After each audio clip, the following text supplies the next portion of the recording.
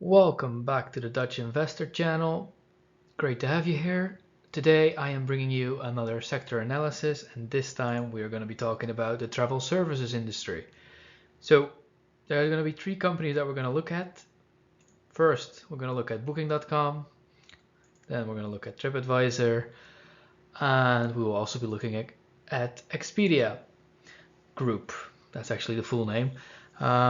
Booking.com is the large cap with about a market cap of 55 billion, sorry.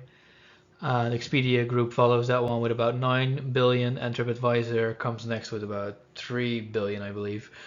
So clearly, Booking.com is the leader right now, based on market caps.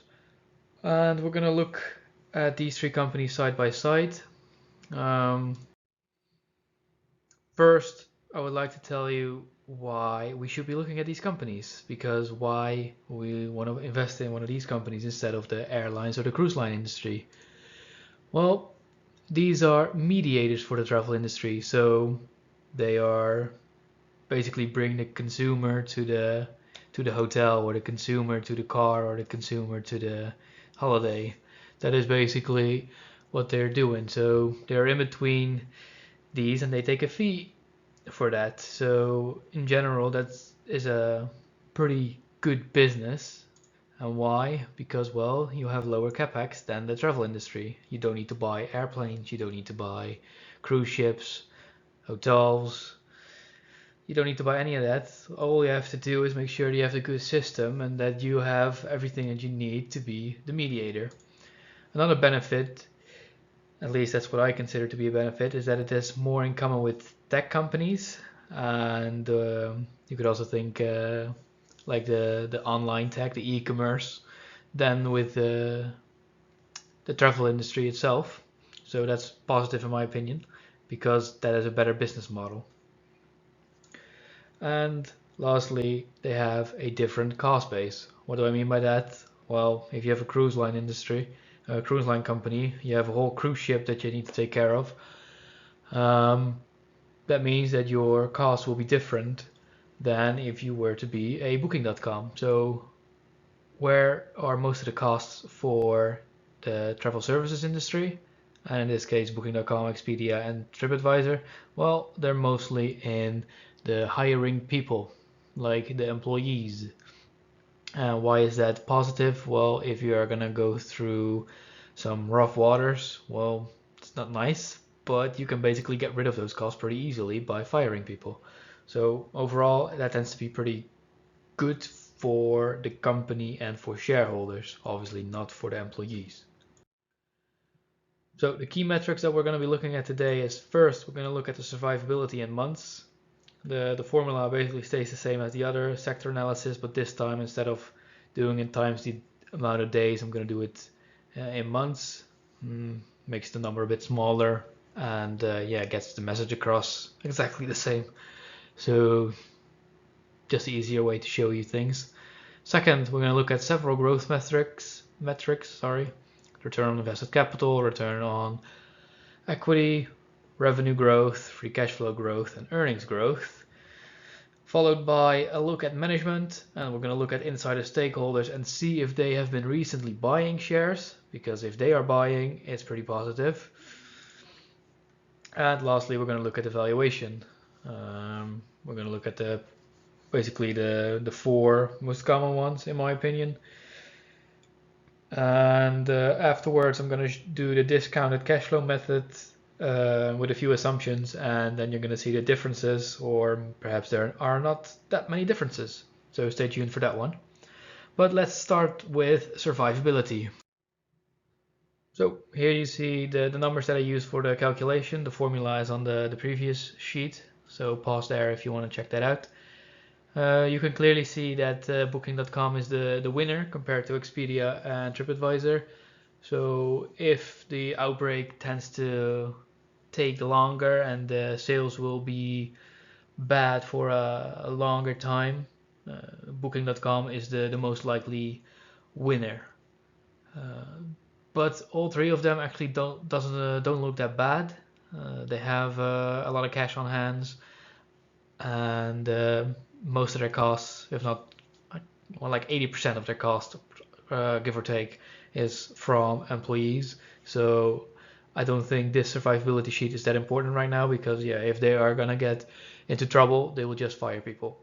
So I think they will all survive pretty decently, but Booking.com is a clear winner here. So on to growth. We're going to look at three different type of growth. We're going to look at 10-year growth, we're going to look at 3-year growth, and we're going to look at the 1-year growth. First, 10-year growth. Well, here you see that Booking.com has all digits above 20%, which is insane for 10-year growth. It's very good, very stable. It's on all 5 metrics, so clear winner here again, based on growth. I think it depends on where you look at, really, but Expedia and TripAdvisor do grow on a similar fashion. Like, free cash flow growth is approximately the same, revenue growth is pretty close, and then, yeah, Expedia drops it here on return on investments and return on equity. But overall, I think Booking.com does a pretty good job here. Then we're going to go through the 3-year growth, and then all of a sudden you see that the booking has been slowing down. So where they previously had 20% revenue growth per year, the past 3 years has only been 12%. So you could, like, you don't know what the reason is, but this is something to keep an eye on because, yeah, it's still the winner on a 3-year growth, but the fact that it's been slowing down does mean that the growth may not be so sustainable that they have shown previously. Maybe they have reached their cap. Earnings growth very good for Booking.com, but TripAdvisor had a bit of a one of the third year, the first year in the 3rd-year period was very bad. So this shows an incredible increase all of a sudden, something to keep in mind. And yeah, the free cash flow growth for Expedia is pretty good. But other than that, like, look at the return on equity and return on investment capital, like Booking.com wins again. And here you see that the last year, and this is 2019, Expedia has been doing pretty well. We don't know why. Could be that they had a previous bad year again because yeah, they didn't really excel over the 10-year period. But the revenue growth from Booking.com in 2019, 3.7%, is actually very low because 2019 we had no issues. It was a booming time and holidays were up and running. So it's a bit of a scary one. And yeah, the free cash flow growth actually negative, but could be because they had more expenses to keep up the website or something like that. Overall, it has been growing very well. And yeah, return on investment capital and return on equity obviously very good again. So Booking.com does come out well, and I think Expedia is a good second at this point. So management. First row, sorry. Insider ownership. So 0.30% of insiders own Booking.com. And this is actually pretty well divided because if you don't include the CEO, it's 0.21%. So even though the number is small, there are a lot of insiders that own some shares of it. So that is good. Unfortunately, we have seen no insider buying in the past 3 months so far. So that is a bit of a pickle because if it was undervalued, then we would have seen somebody buying. And then we look at Expedia, there's much more insider ownership, 4.40%, but it is mostly owned by the CEO. If you do not take the CEO into account, it is 0.45%. There has been recent insider buy-in in the past 6 months, and so the average buy price was about $100, $110, and 3 different people inside bought some shares. And TripAdvisor, 0.6%, and without the CEO is 0.13%. And they have been buying very recently, so they have been buying the dip, and yeah, I believe it was mostly the CEO or the director that bought the shares. So overall there are some insider stakes. Expedia is the clear winner. So the incentive of management will be great here, especially since they bought it at a pretty unattractive price recently. So they want to get it back up for sure. Other than that, we see insider ownership everywhere. It's just not that impactful really. So finally, we're going to look at valuation. These are the metrics. I have created them with color so that you see which metrics is going to be most attractive, I would say. And what you can see here is that Booking.com, although it was a clear winner on all the other aspects, it is not that undervalued right now. Price to free cash flow ratio of 13 is not that great in my opinion. And if the price to earnings later would change, then obviously this would also change. So if they cannot sustain that growth, which the last year seemed a bit like it, then this is still not that greatly priced. So if we really want to buy something today, then I don't think we should be looking at Booking.com. Then we go on to Expedia, and this is probably one of the interesting parts. If you look at PE ratio, which is where most people look at, you see that Booking.com is more attractive than Expedia. But if you look further than the price earnings ratio, then you see the price to free cash flow ratio, you see around 5. Enterprise value to EBITDA around 5. Enterprise value to free cash flow around 6. A lot more attractive than Booking.com. So it's always important to look further than the price earnings ratio and even further than whatever we're looking at right now.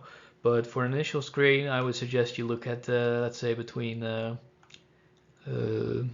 2 to 4 different valuation metrics and see if there's anything odd. And yeah, the same basically goes for TripAdvisor. Very unattractive price to earnings ratio, but the price to free cash flow is not that bad. But this is usually what we do in the secret or in the sector analysis. But I would like to do the discounted cash flow method on all 3 of these companies, and I want to see if I would come to a different conclusion. So let's start. First, let me start with the assumptions in the bottom below. No valuation appreciation. What do I mean with that? In the calculation here, I assume that the price of the share is going to stay exactly the same throughout the next 10 years and that you can sell it at the same price. Second, returns measured are through the free cash flow method. Obviously, this is a discounted cash flow method, so it's going to be based on the free cash flow and not on any earnings or something like that, or EBITDA. It is based, lastly, on the sustainable 10-year growth. So let's get to the sheet. Free cash flow 10-year growth of 24.70%. So if you were wondering where did I get that, that is basically the growth number for the free cash flow that we went through earlier. For Expedia it's 10.8 and for TripAdvisor it's 11.8. The assumption, we are going to be investing 1,000 euros. The free cash flow yield, and I'm calculating this based on the enterprise value, meaning that it's also concluding the current cash position and debt, is 7.49, and you can see the other numbers here. That would mean that for every 1,000 euros we invest, we're going to get a free cash flow in the first year of let's say 75, and here is 163 and 148. I am going to use a discount of 5%, and we're going to look at it for 10 years.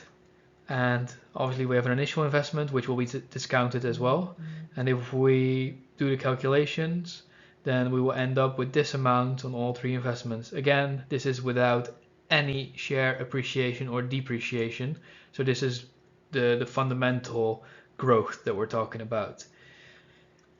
So the total return would be about 150, 145, 138% over 10 years, which will come to a compound annual growth rate of about 9.5% or 9%, which is above market growth. and not something to be shy about, really.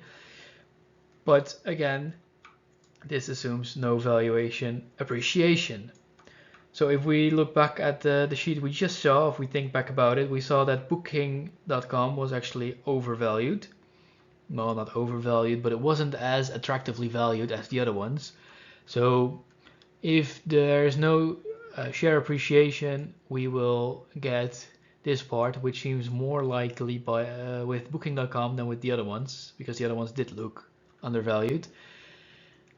But if we go for Expedia, which has been not growing that fastly, but it is undervalued, then with no valuation appreciation, we are basically going to have the same returns, but it is more likely that they are going to grow in the share price, like just a different valuation. So this, in my opinion, would have a higher expected return than Booking.com over a 10-year period. However, Booking.com does have better growth rate, is the market leader, and has a great survivability. So to sum up, we have a winner, and based on a 10-year analysis, I would say Booking.com is the winner. Market leader, as I just said, has great growth numbers, has great return numbers on investment, capital, on equity, and so on. The only downside is that if you want to have a good return on this investment, the growth is mandatory. You will need them to keep on growing. Otherwise, you will not get a good return. If they are in those 10-year period, they all of a sudden have a period where they do not grow, then the valuation could halve, basically. They could drop from where you have like a PE ratio of 12 right now, it could go to like 7, 8. Like, it is unlikely for a company like this to get to PE 7 or 8, but I don't think it's gonna, if they don't keep their growth rate, it is not gonna be appreciating the valuation. So if you, like me, think it is unlikely that they're gonna keep that growth rate, then the second option would be Expedia, and you will have a good share appreciation. To, in my opinion, based on what I just saw, and this is obviously an initial screen, Booking.com would be for the long term, and Expedia would be for the midterm. Like, okay, when the outbreak is over, then this will return to its fair value, and we will have a good return. But if we keep it for longer than 10 years, then Booking.com will probably outpace us in returns. So that's it. Hope you guys enjoyed it. Hope you guys learned something as well. Final thing that I would like to mention is that something that I noticed on the balance sheet is that they all have an extremely high goodwill. And while we are not looking at the balance sheets or the intrinsic value of the balance sheet of these companies, that is something that you should keep in mind. So Booking.com, I believe, had about 3 billion of goodwill, and Expedia.com had like 8.6 billion. Now, normally I wouldn't be like, okay, what can I tell from this? But the goodwill is basically you could see it as the value of the reputation that the certain company names have within the group. So it seems like the Expedia group names are actually more valuable than Booking.com. And if you go look at the websites of both, you will see that under Expedia, you will find a lot more companies than at Booking.com. Like, they all have a bit of the similar kind of companies, but Expedia just has a higher amount, I'd say. Like, I think Expedia has like 12 different websites, and Booking.com was about 5 or 6. So I think before, if we really want to invest in one of these, we will have to look further. We will have to dive deeper, and we really need to see, okay, which company can we get behind? I do think that is worth it, either one. I do think we should look at them further, so in the future that may come.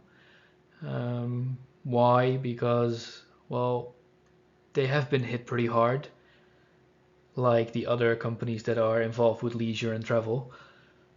but they are more likely to recover sooner and to get out ahead of it. So yeah, that's it. Now I'm really going to conclude this video. I always talk more than I intend to.